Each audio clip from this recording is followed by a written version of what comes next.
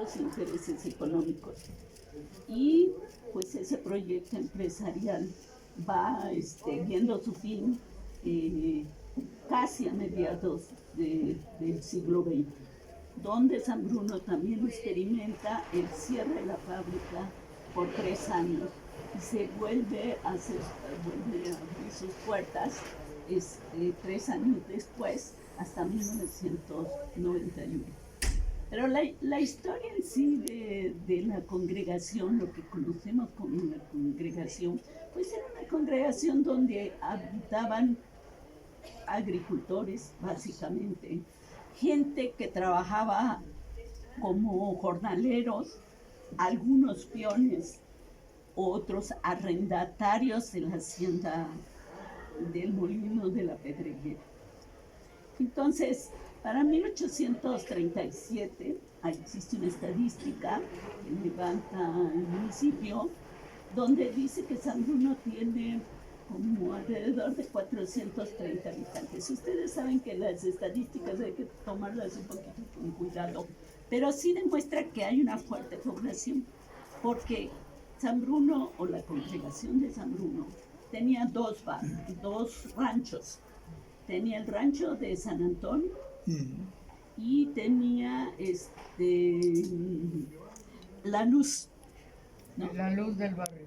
Que así se llama, es correcto, La Luz del Barrio. Hoy hemos invertido el nombre, Barrio de la Luz, pero era Luz del Barrio, ¿no?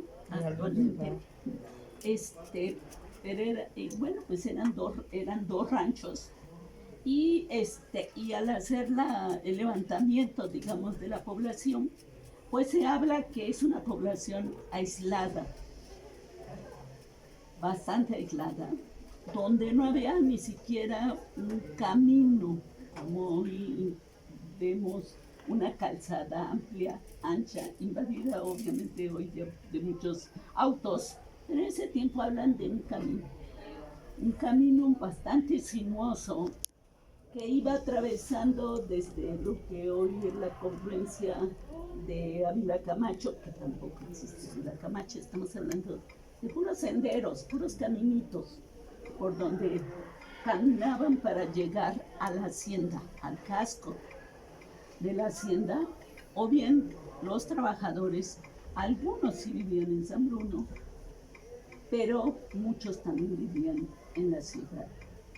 Entonces, por ejemplo, ya para el siglo XX, pues estamos hablando, para 1900, ya deberíamos de estar hablando de una segunda generación de obreros. Y esta segunda generación de obreros tiene que portar los alimentos, el lunch, para los trabajadores que eran sus padres, sus hermanos, los que trabajaban en la fábrica, porque no daba tiempo a desayunar, entonces tenían que traer el lunch muy temprano, 8 o 9 de la mañana, a la hora que tenían fijado el lunch o el desayuno, y para que pudieran comer. Entonces, ¿quiénes hacían este trabajo? La verdad es que lo hacían los niños de las casas, y que eran los que iban atravesando todos estos senderos un poco agrestes, ¿no?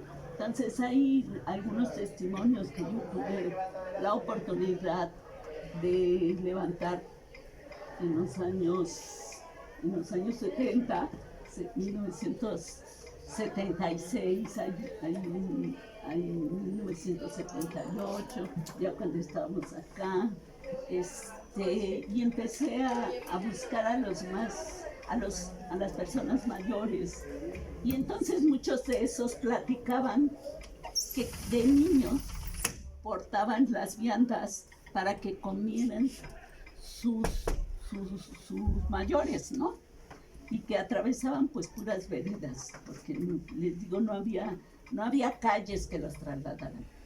Por ejemplo, tengo el testimonio de un trabajador que nació en 1904, y él a los 7 años ya lo mandaban a San Bruno a dejarle el desayuno a su hermana, una de las primeras trabajadoras que fundó junto con otros compañeros el Sindicato de Obreros Libres de San Bruno en 1908.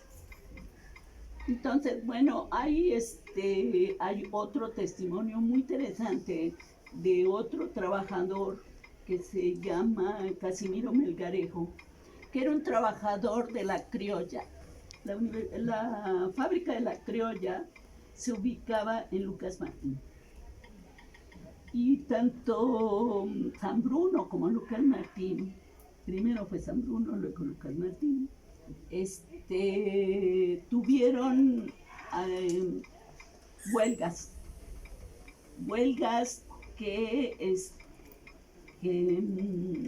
provocaron la salida de muchos obreros, inclusive algunos a Quintana Roo. Fueron duramente reprimidas estas primeras huelgas de 1908 y fueron duramente reprimidos y algunos encarcelados aquí, pero algunos también fueron trasladados fuera y no se supo de ellos. Otros fueron despedidos y tuvieron que buscar trabajo en otras fábricas. Algunos sí lo tuvieron, pero la gran mayoría tuvieron que salir de Jalapa y fueron a trabajar a fábricas del Valle de Orizaba o a fábricas establecidas en Puebla, lo cual les da la idea de las difíciles condiciones en que trabajaban los trabajadores. Además de estos horarios extenuantes de más de 12 horas de trabajo, pues sus salarios eran bastante bajos. Y una de las primeras demandas precisamente de este sindicato que sale, que en lugar de apagar su espíritu de lucha, lo enciende y los va fortaleciendo, es precisamente al de San Bruno. El de San Bruno, ellos lograron, después de su movimiento, ciertas prestaciones, y la fábrica, bueno, quisiera solo mencionar de manera muy breve que esta compañía española que había adquirido la fábrica en 1900 ya era una compañía que había diversificado su capital en muchos lugares. Eran accionistas de ingenios, tenían ingenios en Tlacotalpan, el ingenio de Santa Fe, tenían acciones en la fábrica tabacalera del Buen Tono, una fábrica muy fuerte en la Ciudad de México.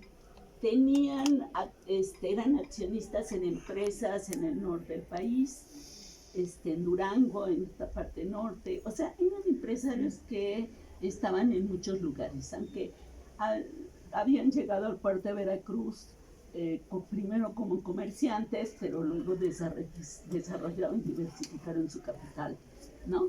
Entonces, la última diversificación que hacen, la hacen en España.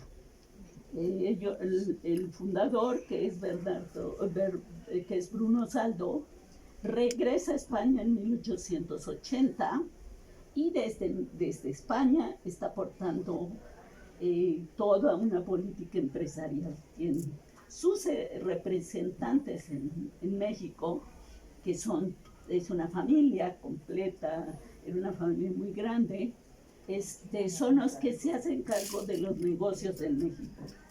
Y entonces en España las inversiones son en bancos, son en industrias muy, muy fuertes. Entonces ya tienen una idea empresarial diferente, son más modernos en las relaciones obrero-patronales, y entonces San Bruno logra ciertas concesiones.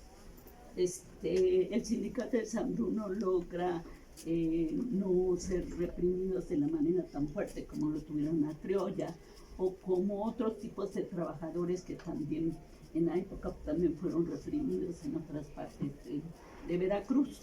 Y entonces, bueno, gracias a esa posibilidad de poder hacer algo más, los trabajadores de San Bruno organizan y se vinculan con organizaciones no solamente estatales, sino con organizaciones regionales o con organizaciones campesinas que había, y empiezan a impulsar a sus líderes de esa época.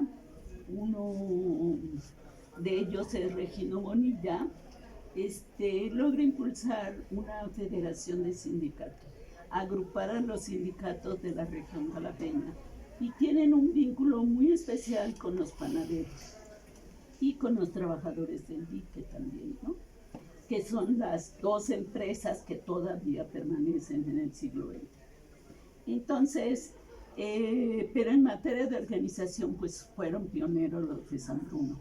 Esta situación es muy interesante porque después del triunfo maderista, los obreros de San Bruno van a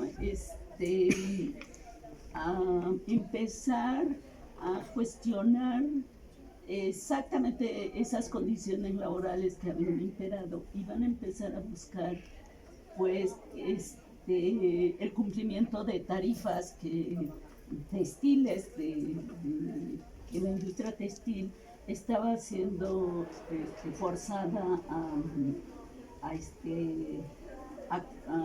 firmar, pero pues de la firma al hecho, pues pasa, hay mucha presión por parte de los trabajadores, aparecen decretos una vez consolidada la revolución en 1917, pero el periodo de 1912 a 1917 es muy interesante porque la fábrica de Saldo Hermanos va a invertir, habían descubierto que invertir en la industria textil les podía producir ganancias, y también compran la fábrica de La Purísima también en estos años. Uno piensa en la revolución y que todo se acaba, o que que se detiene la producción, y no, la fábrica sigue trabajando. Sí se afectan en algunos momentos, se detiene la producción, pero se reanuda, pero sobre todo se detiene en lugares donde hay más movimiento revolucionario, ¿no? Por ejemplo, un momento en que sí la fábrica dice, espérense que tengo problemas, fue en 1914, y no tuvo que ver exactamente con la Revolución Mexicana, sino con la intervención de 1914 en Veracruz. ¿Qué pasó? Pues hubo un bloqueo para el ingreso de productos, o para la exportación y para la importación, que estaban cortadas las líneas de comunicación.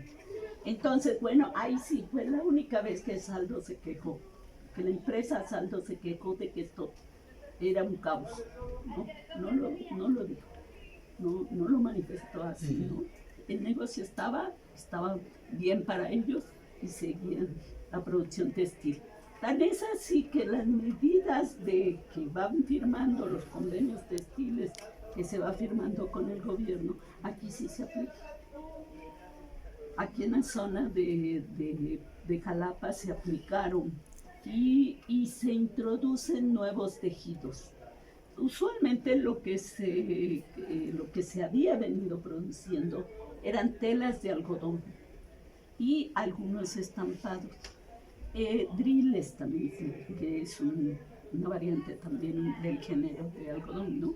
Pero ¿qué hacen en ese periodo? 1912 se empieza a introducir el tejido de lino, que es un tejido más fino.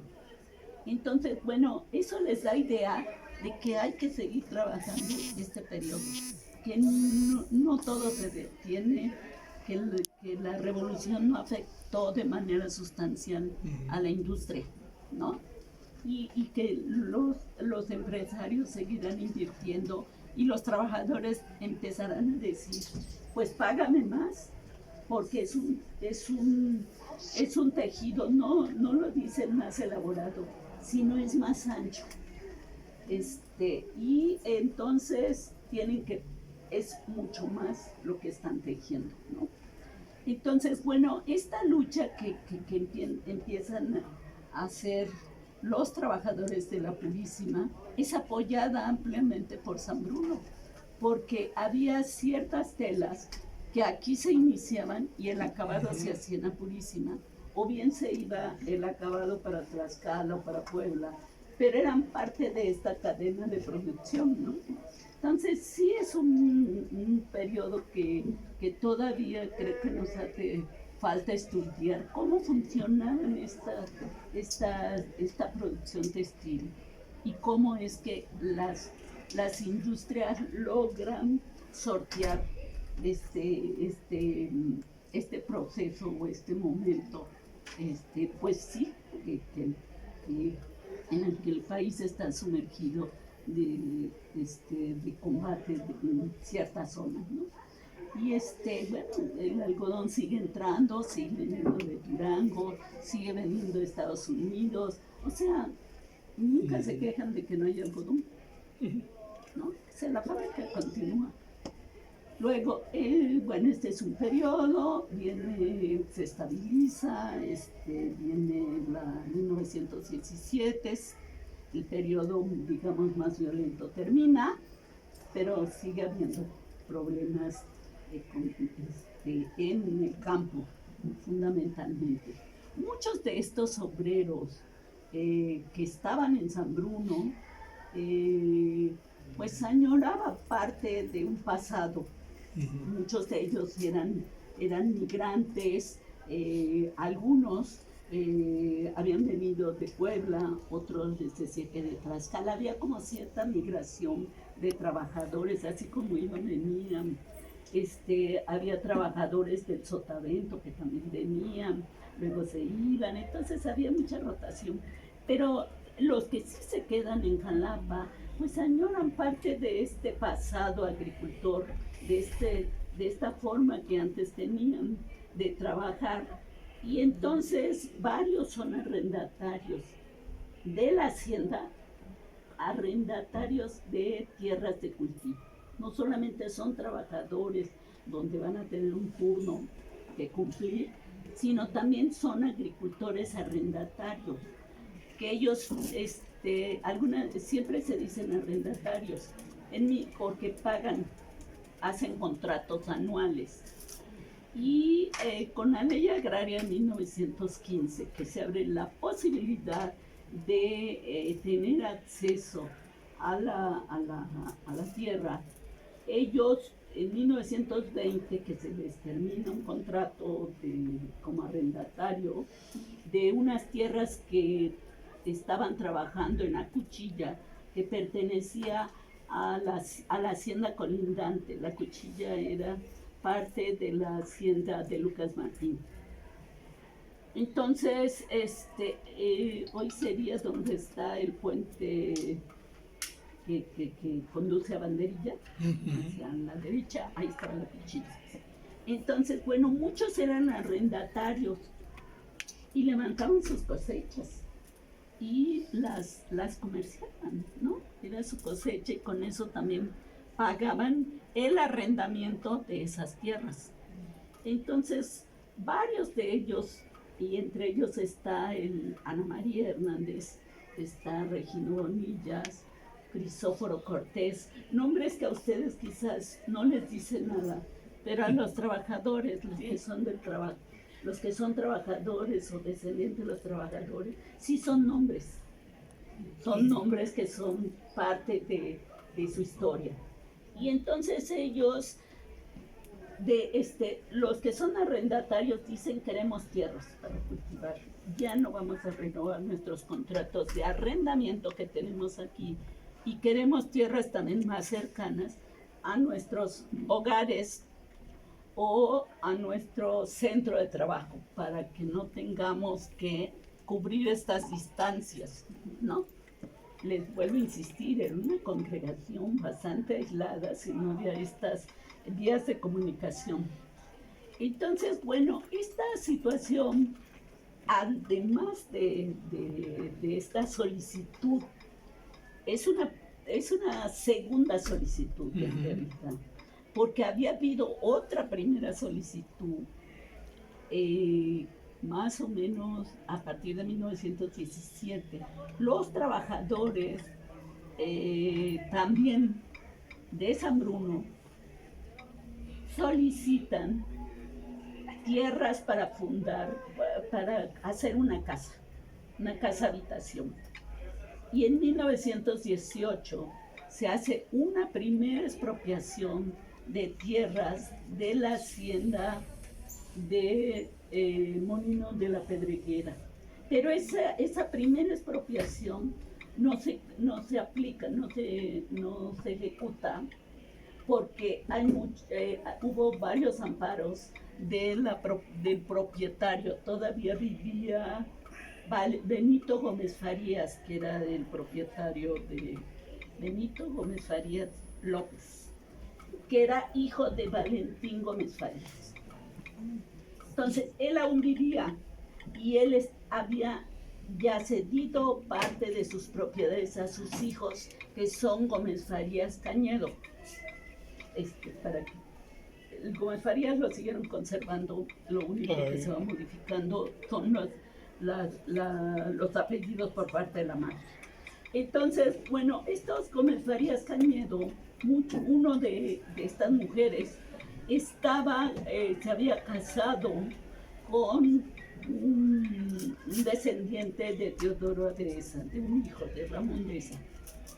Entonces, bueno, sí logran bloquear esa primera entrega de tierra y se queda, digamos, archivada o perdida por ahí, hasta que primero en 1923 es un año crucial, porque en 1920 se hace la solicitud de tierras para cultivar. Hay que tener en cuenta, yo creo que eso es básico, hacemos luego como que no somos tan apropiados porque desconocemos las características de cómo está la distribución de la tierra en ese momento, ¿no? Pero en un primer momento lo que están solicitando eran para edificar casas habitación. Y les digo, la primera resolución que no se pudo ejecutar es la de 1918, pero estaba firmada. En 1921, en respuesta a ese contrato que se había vencido, se hace una primera solicitud de tierras para cultivar. Es diferente, son dos. Entonces, esta de 1921 es la que van a lograr empujar los sindicatos, o el sindicato de San Bruno, porque dentro de este espacio, que es lo interesante en el barrio, en lo que hoy conocemos como barrio de San Bruno, o la congregación de San Bruno de esa época, vivían gente que no solamente trabajaba en la fábrica de San Bruno, sino que también trabajaba en el dique, o eran panaderos, o eran carpinteros, eran de diversos oficios. Entonces, por un lado, hay la solicitud de la colonia de hacer casas habitación. Y la otra es a partir de 1921, la solicitud de tierras de cultivo. Son dos. Ambas, las dos, se van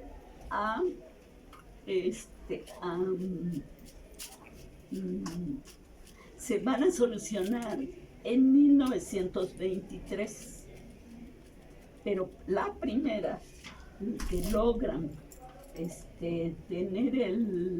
lograr el dictamen provisional es la de dotación de ejidos. Y la segunda, la de dotación de ejidos, es como de mayo del 23. Y es una dotación provisional que no llega a las 500 hectáreas. 483 hectáreas y tantos metros, no me acuerdo con exactitud ahorita la cantidad. Pero es muy interesante porque En los censos agrarios que hay de la época, lo que demuestran es eso, que hay algunos que se anotaron para las casas habitación y hay otra parte que se anota para la solitud de tierras. Son dos organizaciones diferentes, aunque coincidan muchos nombres. Por ejemplo, una es la asociación, en ese tiempo no era asociación de colonos, era el Consejo de Colonos de San Bruno, que es la que está pidiendo la formación o la solicitud de tierras para casa habitación, y la otra era el Comité Ejecutivo Agrario. Para las dos solicitudes se hacen varios censos, y algunos censos se pueden localizar en los expedientes agrarios porque corresponden a la cuestión agraria, pero otros los vamos a localizar en el Archivo Municipal de Jalapa, porque es un asunto de colonia, de formar una nueva unidad habitacional, como hoy le llamamos. Y eso es muy interesante porque las propias autoridades municipales dicen los trabajadores de San Bruno y sus habitantes requieren la formación de una colonia obrera.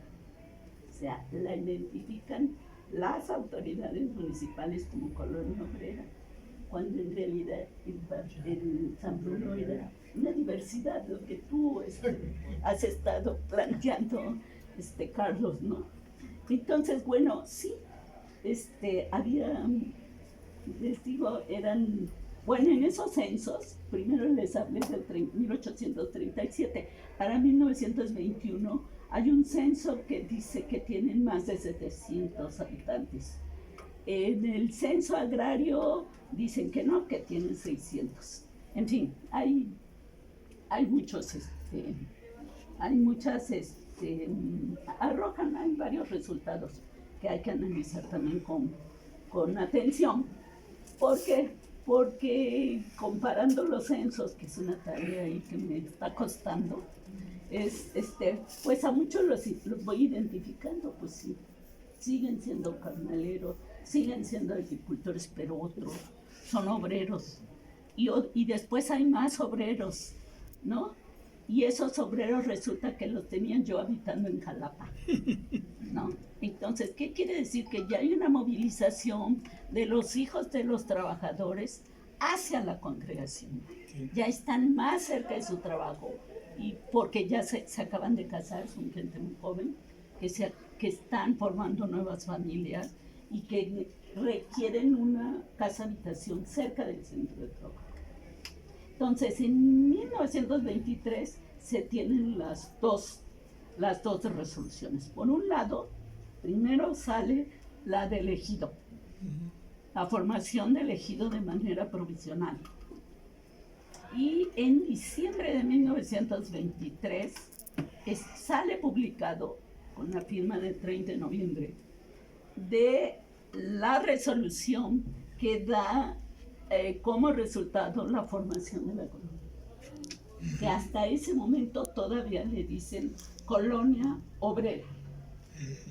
Y lo más interesante es que para 1923, un dato que Carlos también acaba de anotar, es esta tradición de que venga el gobernador. Y yo nunca me lo pregunté a partir de cuándo viene un gobernador a San Bruno. Bueno, pues el primero que viene es Tejeda, precisamente. Adalberto Tejeda viene a San Bruno y dice, hay que poner orden, porque tengo aquí una solicitud de tierras, tengo aquí solicitudes de casas. Tejeda con los obreros ya tenía una comunicación muy estrecha, ¿no? Entonces le dicen, hay conflictos dentro, porque unos quieren una cosa, otros quieren otra, algunos no entran, no podemos a todos darles, porque por diferentes razones, ¿no? Y entonces Tejeda habían tirado ya con anterioridad, varios meses de anticipación, la orden al presidente municipal de que diera ya lotificada la colonia obrera. Y entonces la presidencia municipal aparentemente estaba deteniendo el problema y no estaba muy de acuerdo con la formación de una colonia aquí. Y entonces te queda bien. Y hace personalmente con todos sus funcionarios del sector que le decimos hoy, o sea, el representante de tierras, el secretario del ayuntamiento, el representante de la comisión de la local agraria, el representante del departamento de colonización, etcétera, etcétera. Vienen todo el staff al sindicato de San Bruno, que no estaba donde muchos lo conocimos. Entonces, bueno, ¿qué hace? Dice, debe ser un acto público para que no se preste a mayores confusiones. Saca y ordena que se haga un sorteo ya de los lotes con las personas que ya se hizo todo el censo, que cumplieron los requisitos y demás para la lotificación y que ya no haya problemas entre los obreros. Y entonces se hace el sorteo en la calzada hoy de Mártires 28 de agosto, y entonces tampoco estaba, por supuesto, era un camino bastante estrecho, sinuoso, de piedra, etcétera, que los propios personas que vivían o que transitaban por el lugar la arreglaban. Había todo un trabajo de comunitario para arreglar su entrada desde el paso del ferrocarril. Había una estación de paso enfrente de donde hoy es el PRI. Ahí había una estación del paso, así le llamaban, el paso. Y era una estación de bandera donde se detenía el ferrocarril en unos momentos. Las personas bajaban, subían rapidísimo y continuaba el ferrocarril hasta la estación de Los Sauces, hoy Los Sauces. Entonces, bueno, este camino, imagínense cómo era. Pero bueno, Tejeda dijo, se instaló lámpara, y está el acta con todos los que intervienen, todas las personas que intervinieron y quienes resultaron sorteados. O sea, hay 112 trabajadores que reciben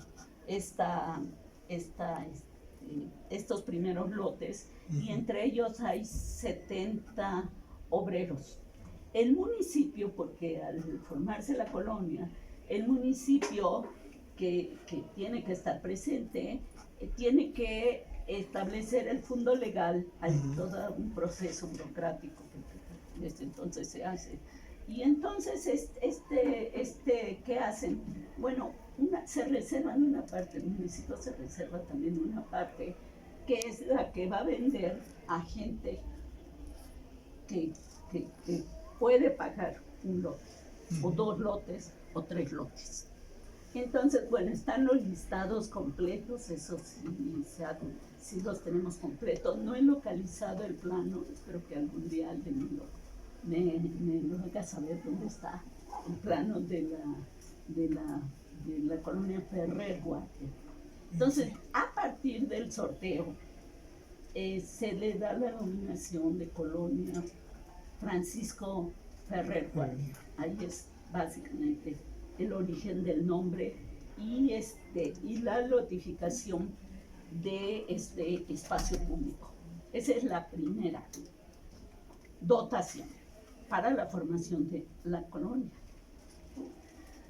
Pero no se hace sobre los terrenos del ejido, sino es otra anexión. Son 53 hectáreas que les expropiaron, aquellas de 1918, que les decía que no se habían retirado. Son las que se van a aplicar para la colonia. Es esta primera ampliación, digamos, corresponde a la colonia Francisco Javier Guardia. La segunda, equivocadamente la hemos denominado segunda ampliación, tampoco es la segunda ampliación, sino las propias tierras del ejido, es la lotificación que se va a hacer años después para la constitución de la colonia obrero-campesina, que es el plano que está ahí. Entonces, les digo erróneamente porque en realidad no dan más tierra, ¿no? La dotación definitiva sí alcanzó más de 500 hectáreas y sobre esa, en 1952 les decía que habían tenido el cierre de la fábrica. Primero fue el cierre de la fábrica, hubo una serie de problemas intergremiales, ya el sindicato de emancipador pertenecía a la CROC para estos años, estaban haciendo la CROC, y en 1900 permanece la fábrica cerrada, es decir, que por 3 años, pero se reanudan los trabajos y en 1956 aproximadamente se hace la dotación, la lotificación de esa colonia, de la colonia obrero-campesina.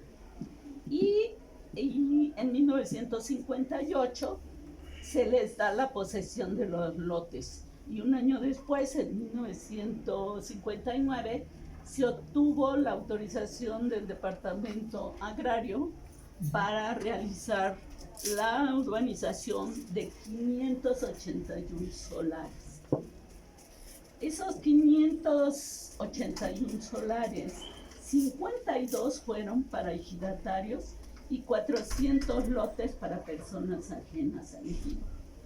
Pero son personas ajenas al ejido, que no son ejidatarios, pero que ya viven arrendando a los ejidatarios, o porque habían tenido algún acuerdo con los ejidatarios y estaban en posesión de ellas, y entonces también se les da. Solo 52 fueron para los ejidatarios y hubo 62 lotes vacantes para el futuro crecimiento de la colonia. Entonces, si ustedes ven, sí es una colonia muy grande, más que la Ferrer Guardia. Ustedes lo ven en el plano y se ve muy bien. 4 lotes fueron destinados para servicios públicos y sociales. Y la asamblea que se reunió en esa ocasión determinó que algunos solares se destinaran para construir una plaza de toros, que también aparece ahí, si ustedes se acercan, y un campo de fútbol. Y finalmente, bueno, no se hizo la plaza de toros, eso sabemos bien. ¿Por qué? Porque la colonia seguía creciendo. Los hijos de ejidatarios seguían,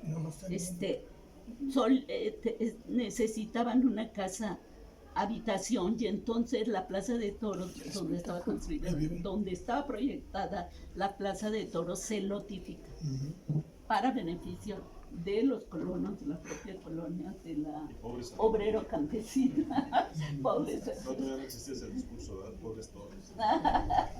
y bueno, y sí, bueno, hay espacios públicos, así como lo hubo en la Ferrer Guardia. No me puedo detener en cada detalle, pero en la Ferrer Guardia sí hubo el espacio para tener una escuela. Eso lo cuidaron los ejidatarios, dijeron que hay que tener, sí. ¿Fue donada este terreno para esta universidad? Bueno, en la primera, en la Ferrer Guardia, lo que se pidió fue primero la escuela. Se pidió el espacio para una iglesia, que no había. Por eso es muy interesante lo que platica Alicia, pero sobre todo porque Alicia ya no le dio tiempo a explicarnos, pero yo aprendí mucho de ellas, porque la iglesia se funda y se dedica, ni siquiera estaba dedicada a un santo, a San Bruno. Era la iglesia en la que convertían los trabajadores. Y bueno, había para un parque se destinan para un parque. En esta segunda lotificación, los obreros fueron más cautos en decir, estos lotes se van a destinar para tal cosa. Plaza de toros, campo de fútbol, para estos espacios públicos, escuela, etcétera, ¿no? Entonces, el campo de fútbol pues, es humanidades, en eso sí tiene, es cierto, así es, este era el campo de fútbol, bueno, pues hoy es humanidades. Entonces, bueno, sí, hay, bueno, de acuerdo a los intereses ya de la época, pues se empiezan a hacer los cambios pertinentes, ¿no? Pero bueno, hay que ver la formación de colonias, ¿no? Como se da. No está Istel se acaba de ir, bueno, vi que salió, que tiene un compromiso. Pero Istel a mí me ha recordado muchas cosas, y inclusive busqué las notas para apoyarla en la investigación que está haciendo, porque uno de ellos, un trabajador, me la remitió. Me dijo, la maestra te puede ayudar, bueno, voy a buscar en qué te puedo ayudar. Y en efecto, los ejidatarios, finalmente, bueno, muchos de ellos, obviamente, sí tenían una tradición de ser campesinos, de cultivar la tierra, tenían otro concepto de su espacio, ¿no?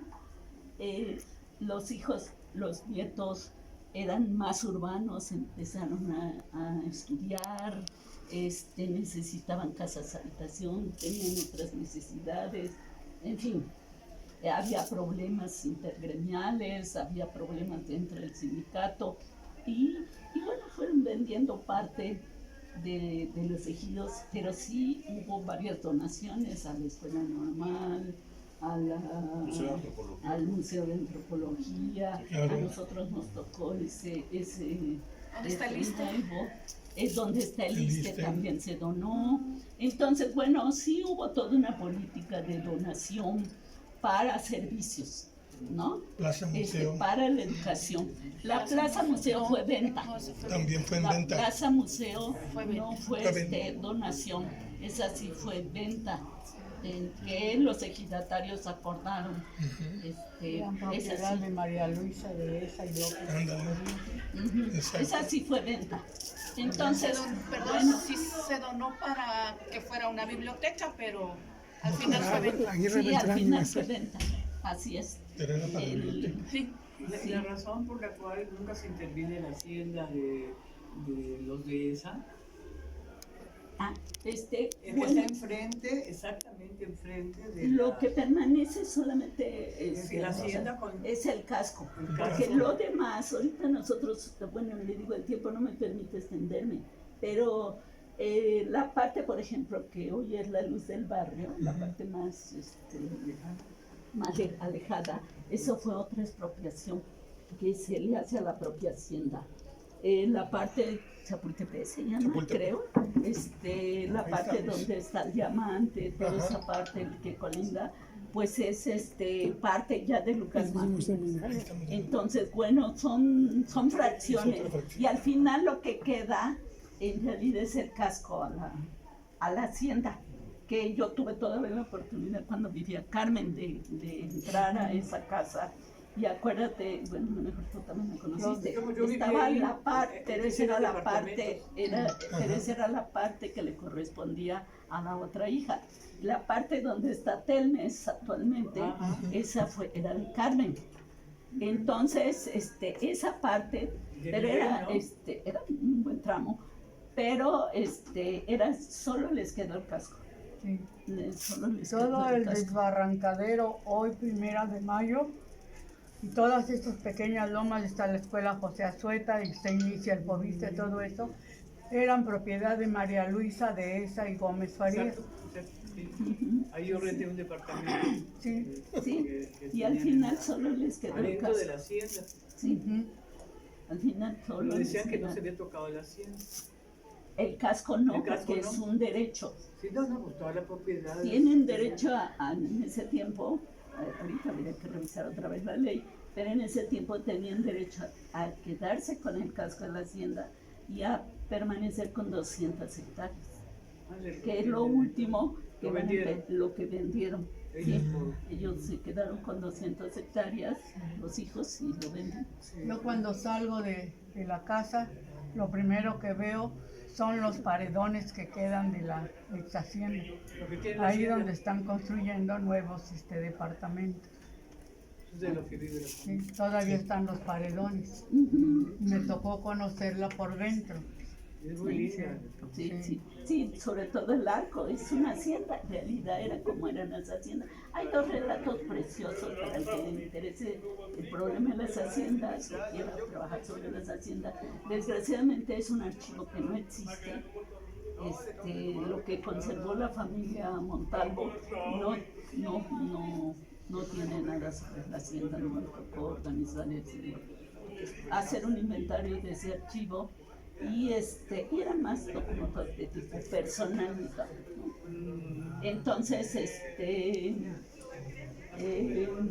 y entonces, bueno, lo que les quiero decir es que San Bruno, bueno, da lugar a todas estas, bueno, por ejemplo, la colonia magisterial sí era parte del ejido, hasta lo que hoy sería lo que colinda con finanzas. Hasta ahí llegaba el ejido, sí, el ejido era muy grande, sí. Está el mapa, sí lo tengo, lo he presentado en otras ocasiones, ¿verdad? Se los he presentado aquí a los colonos, ese sí existe, hay varios Y mapas está en el mapa. sobre, Yo lo tengo. sobre la... Creo que tengo el de esta colonia. Y entonces, bueno, sí, yo esta vez solamente he querido, en atención a los colonos que siempre me hacen el seguimiento de lo que voy exponiendo, pero hoy creo que faltaba hablar un poquito sobre esta colonia, la obrero campesina, ¿no? Y bueno, ¿cómo era la obrero campesina en 1960? Pues ahí está la foto en exposición en el pasillo, a los que invito a que la recorran. Son fotos, son pocas, pero son muy puntuales, porque son cómo se inicia la colonia obrero campesina, la labor que hoy todavía se hace en las colonias que se forman en Jalapa, de hacer reuniones comunitarias, en asambleas. Pues eso fue muy característico en San Bruno, ¿no? Cuando tenían que introducir algún servicio, se reunían los colonos. Lo mismo, esa misma Hasta la fecha lo hacen, sí, maestro. esa misma lo reprodujeron cuando hicieron la colonia obrero campesina, y allí hay una foto preciosa de Miguel Ángel Guevara. Entonces está la foto del empresario, bueno, están los pies de foto que también los realicé para que tengan una idea de lo que ¿Ahorita? hice. La foto sí está aquí en el pasillo, entonces también nos Olivia, invitamos a sería bueno que al Muchísimas final de la exposición nos dieras una pequeña charla Ujú. de las fotografías, por favor. ¿Sería bueno? Sí, allí. en Sí, el- aquí está. Ok, bueno, pues les digo, hubiera querido hablar mucho más cosas, pero creo que esto era importante para que ustedes vean qué pasa, en efecto, el evento, la tragedia, lo que vivieron los trabajadores el 28 de agosto es lo que la memoria oficial también reprodujo, pero no es lo único. No, San Bruno tiene una historia, les decía, maravillosa, una historia muy larga de combatividad, de lucha, de compañerismo, de asociación, de los valores que los van uniendo. En un momento dado fue la formación de las colonias, en otro momento fue la fábrica, como bien lo dijo Carlos, en otro momento pues fue la construcción de otras nuevas habitaciones para los hijos y los nietos. Y bueno, platicar con un trabajador actualmente sigue siendo maravilloso, porque pues las fotos dicen, habla por sí misma. En el caso de la industria textil no es así, ¿eh? En el caso de la industria textil, si no conoces bien cómo se hace el trabajo, de la fábrica, no entiendes cómo está funcionando la máquina. Discúlpenme, pero ahí sí no. La foto no. Tienes que conocer el proceso de la fabricación de una tela, desde su ingreso hasta el término del mismo. Entonces, bueno, este mapa que se cayó, ¿no? Porque no tuvimos chinches para ponerlo. Se me olvidó traer algo para sostenerlo. Pero son las 3 hectáreas que conforman la fábrica. Entonces, en 1900 lo que compran es una pequeña fábrica. Saldo la va ampliando hasta 1943. Si quieres. Esta. Si alguien nos Vamos a ayuda. hacer un lado, todo para que lo vean. Cuidado que la dejaron. Si alguien nos ayuda, Carita. ¿Me ayuda a buscarlo, por favor?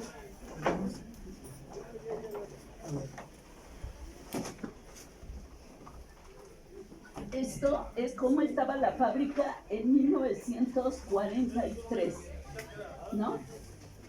Y de acuerdo a la información que yo tengo de los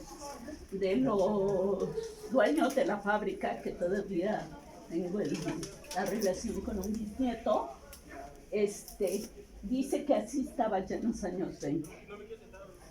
La parte del ingreso está arriba y ustedes ven algo que surca aquí. Gracias. Es el río. Aquí está la presa y está aquí. Aquí va el Pisquiar. No, el Carnero, sí, es su afluente, ¿no? Entonces, aquí tenemos las ampliaciones que se empiezan a dar. Está numerado.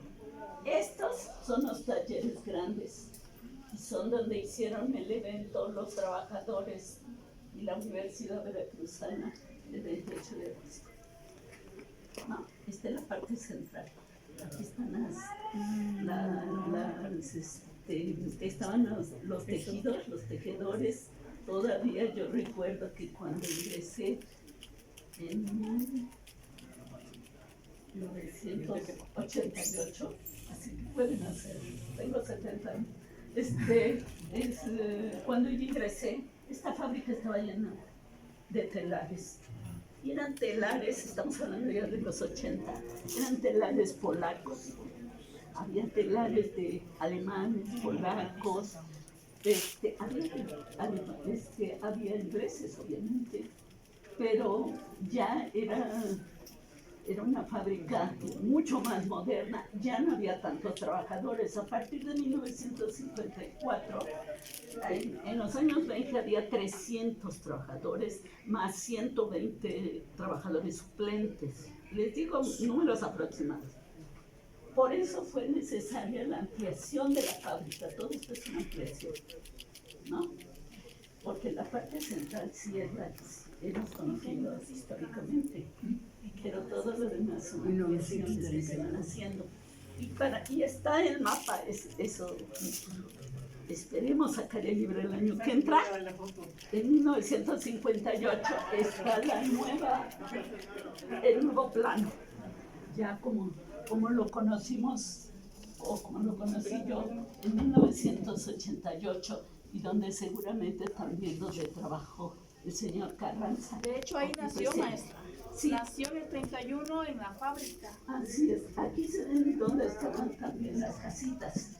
Oli, Sí. una duda. ¿Pasó algo significativo en el régimen de Cárdenas?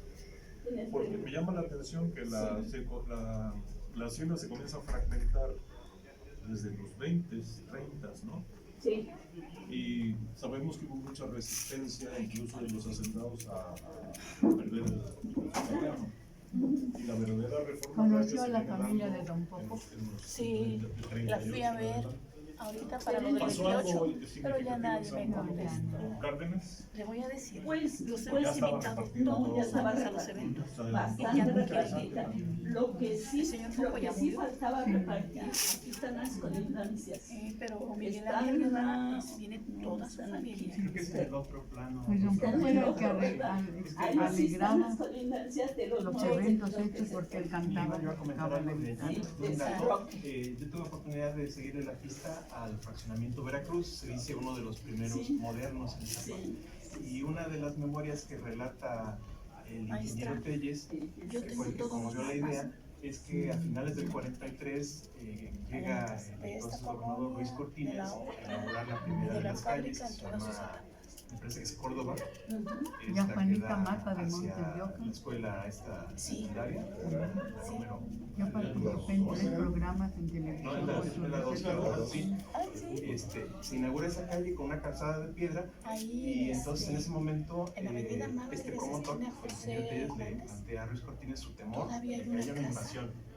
Ya que estaban tiene una notificados y cocina, hablaban de personas que venían pero como de la zona de San estilo Bruno. poblano, Y entonces le dice pequeñas Ruiz cocinas Cortines, no señor, esta gigantes, es una empresa privada, usted todavía no se preocupe, existe. aquí no va a haber invasiones.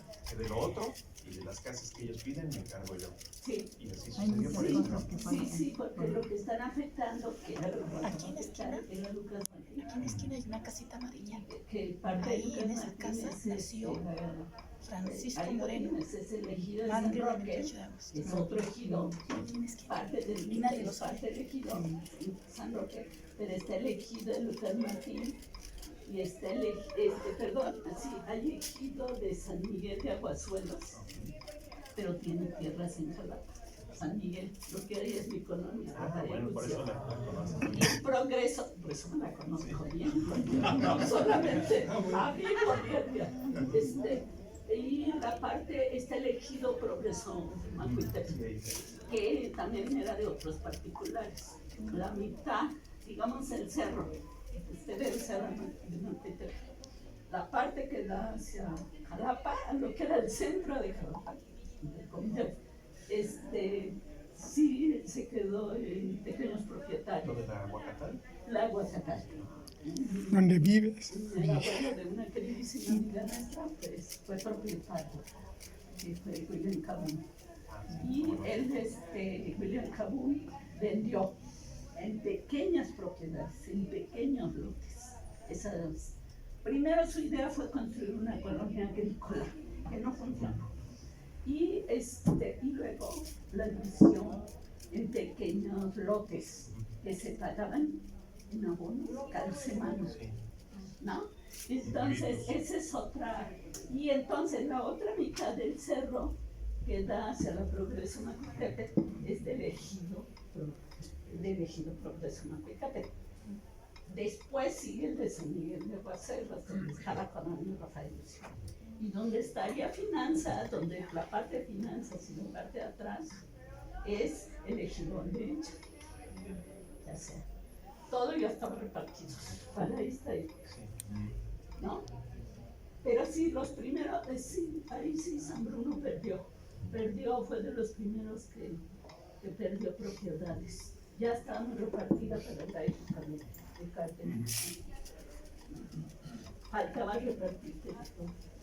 Lo de Lucas Martín, que es enorme, porque comparado con lo que los de esa tenían, que eran como 1.400 hectáreas aproximadamente, Lucas Martín tenía casi llegado a las 3.000 hectáreas. Bueno,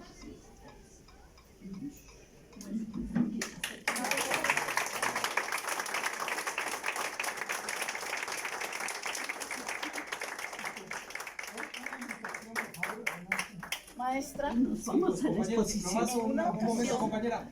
Pues lo queremos invitar. Aquí estamos organizando un festival itinerante de cine comunitario y la apertura inaugural es en la fábrica de San Bruno.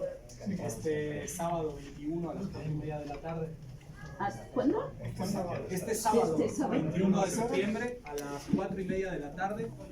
Vamos a comenzar con unos corridos vinculados a dinámicas de fotografía colaborativa, varios ejercicios que ha pensado para toda la familia, también para las infancias.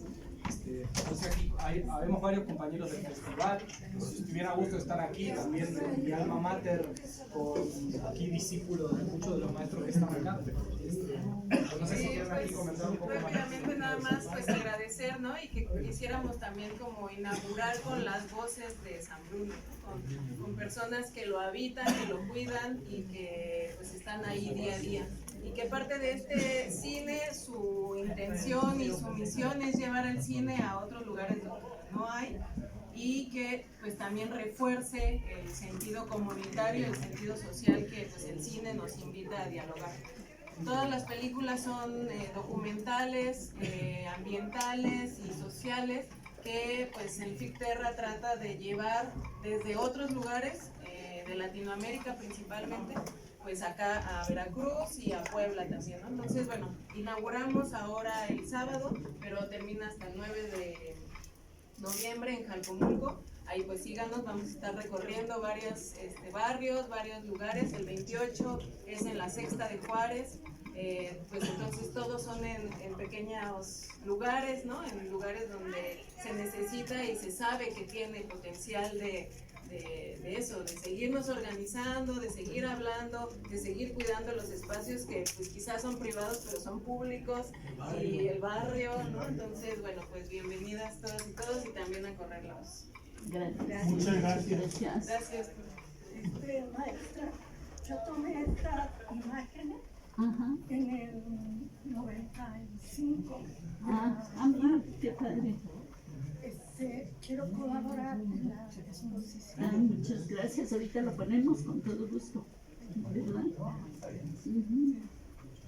Para el imaginario colectivo. Ay, gracias. Además, es agradable saber que San Bruno se sigue investigando. Claro.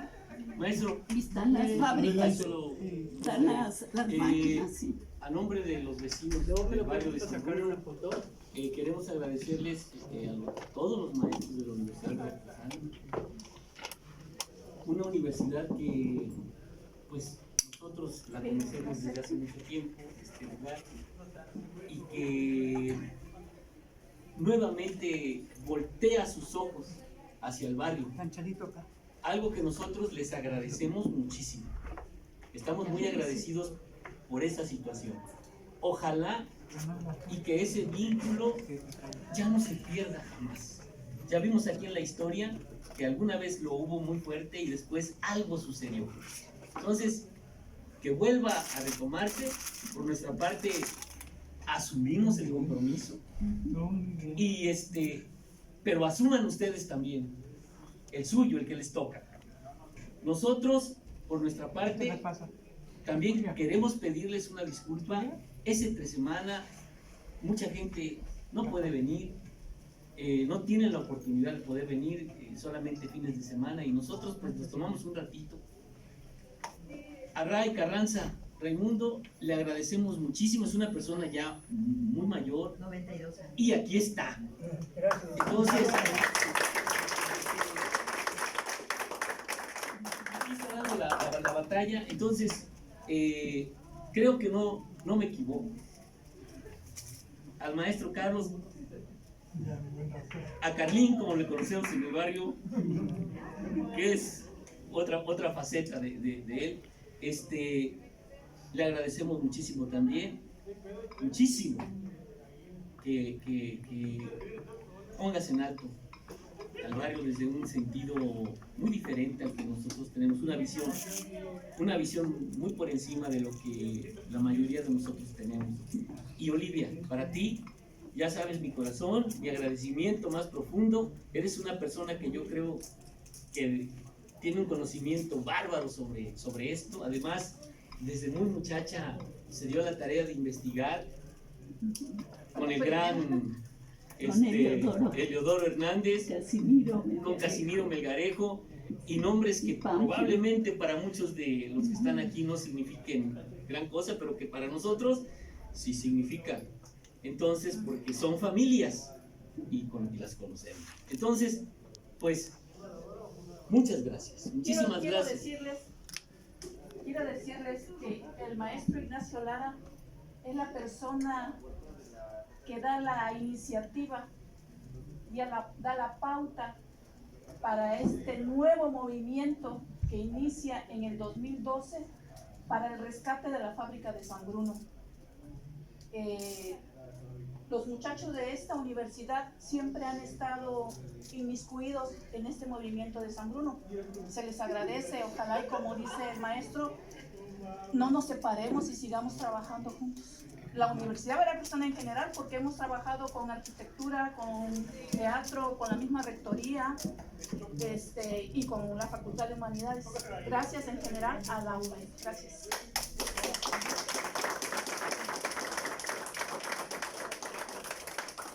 Este salón nos quedó chico, ¿eh? Sí. Propongo que para la otra... La próxima va a ser en la fábrica. Muchas gracias. Quería señalar nada más como última cuestión que el compromiso que están estableciendo, lo que dijo el maestro Jorge, es la posibilidad de generar un nuevo proyecto, un proyecto que tenga esta idea no de recuperar, sino de futuro. ¿Cuál es el futuro? Pues esta relación que tenemos en humanidades, pensar las ciencias sociales desde otra perspectiva, pero también la perspectiva del barrio uniéndose con quién. Yo creo que en este momento no solo las humanidades, sino también las nuevas generaciones.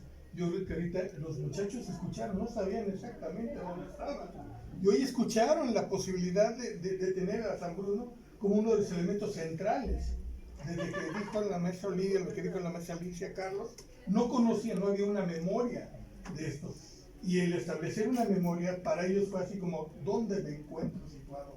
El barrio de San Bruno son varios elementos que no solo están conectados con la fábrica, sino están conectados con Jalapa y están conectados con la Universidad Veracruzana.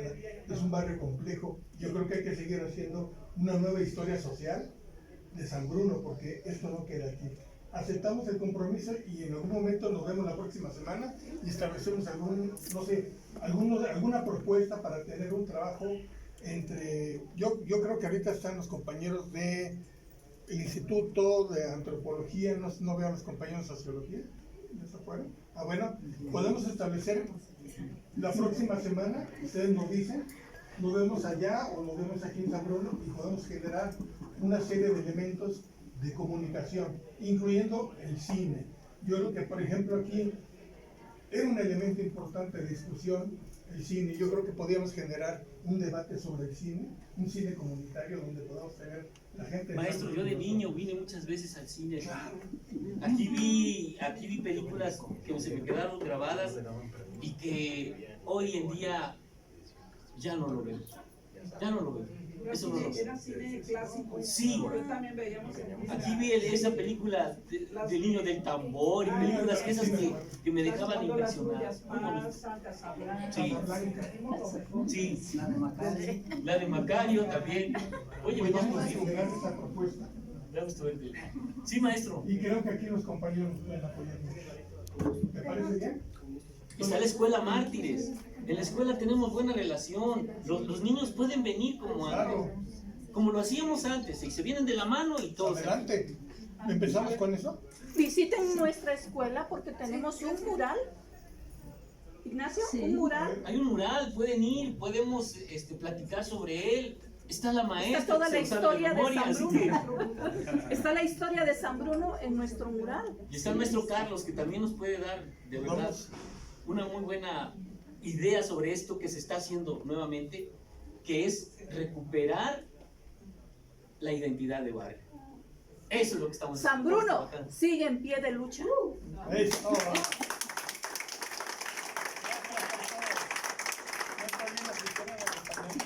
Por favor, hay exposición aquí en el corredor.